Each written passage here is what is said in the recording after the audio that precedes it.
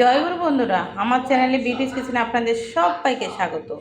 আজকে আমি আপনাদের রান্না করে দেখো আর মাছের মাথা। দেখুন বন্ধুরা, এখানে আর মাছের মাথা নিয়ে এসেছি আপনাদের। একদম মাথাটা টাটকা মাথা, দেখেছেন মাথাটা।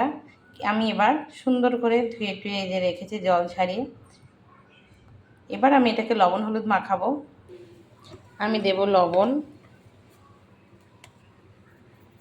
সুন্দর করে লবণ আর হলুদ দিয়ে মাখাতে হবে। এই লবণ হলুদটাকে সুন্দর করে দিয়ে এবার আমি মাখিয়ে নেব সুন্দর করে মাছের মাথার সঙ্গে। এই দেখুন লবণ হলুদ মাখানো হয়ে গেছে।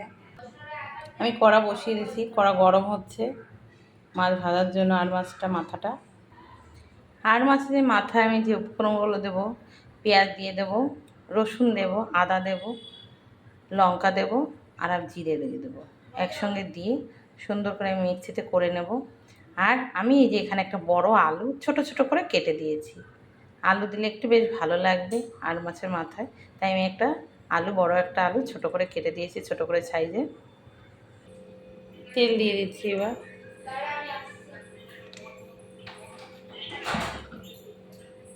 কড়া গরম হয়েছে, তাই তেল দেওয়ার সঙ্গে সঙ্গে দেখুন ধোঁয়া উঠছে। এবার আমি মাছ দিয়ে দেবো। আমি মাছের মাথা দিয়ে দিচ্ছি।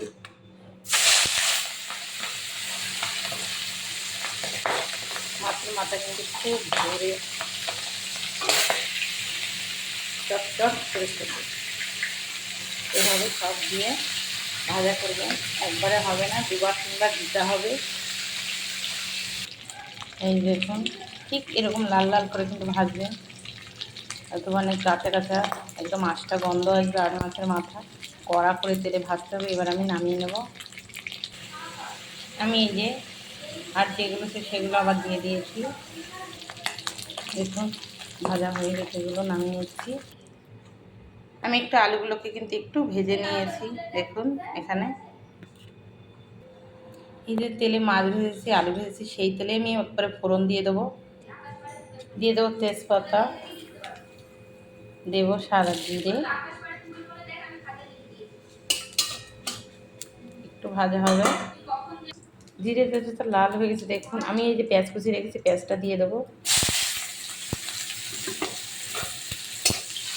একটু নেড়ে চেড়ে সুন্দর একটু লাল লাল করবো, তাহলে পেঁয়াজের একটা টেস্ট বেরোয়।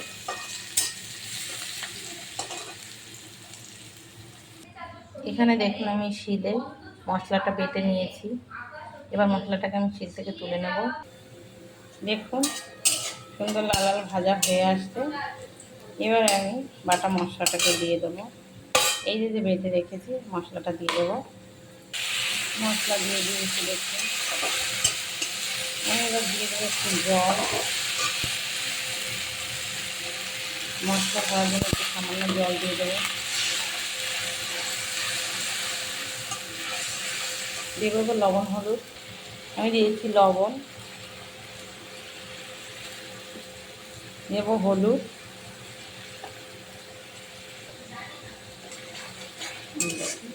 কি সুন্দর মশলা জাল হচ্ছে। দেখুন মশলা কিন্তু তেল ছেড়ে দিয়েছে। এবার আমি মশলা তেল ছেড়ে দেওয়া মানে মশলাটা জাল হয়ে গেছে। দেখেছি মশলা আর কোনো কাঁচা গন্ধ থাকবে না। যখনই মশলা জাল হয়ে দেবে, এবার তেল ছেড়ে দেবে, তখন দেখবেন মশলার সুন্দর সেন্ট একটা স্মেল দিবে, খুব সুন্দর স্মেলটা, খুব সুন্দর স্মেলটা আসে। দেখুন এই যে দেখেছেন। আমি এবার মাছ দিয়ে দেবো, আলুও দিয়ে দেবো। আলু মাছ একসঙ্গে মশলার সঙ্গে একটু নেড়ে চেড়ে নেব। এইভাবে নেড়ে চেড়ে তারপরে আমি জল দিয়ে দেবো। জল দিয়ে দিচ্ছি।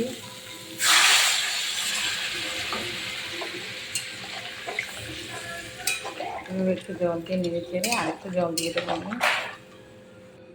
এই যে দেখেছেন জল দিয়ে দিয়েছি। এবার টকবক ফুটবে, এটা সুন্দর মাছের মাথা আর মাছের মাথার ঝোলে জাল হবে, সুন্দর এক হয়ে যাবে। দেখুন বন্ধুরা কি সুন্দর হয়েছে দেখেছেন। খেতেও কিন্তু ভীষণ ভালো লাগে। নামানোর আগে কিন্তু গরম মশলা দিতে হবে। আমার প্রায় হয়ে এসছে।